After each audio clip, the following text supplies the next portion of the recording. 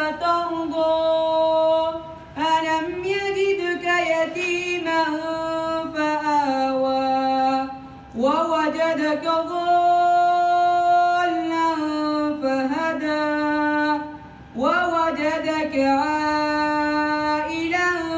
فأغنى فأما اليتيم فلا تقهر وأما السائل فلا تنهر وأما بنعمة ربك فحدث. صدق الله العظيم.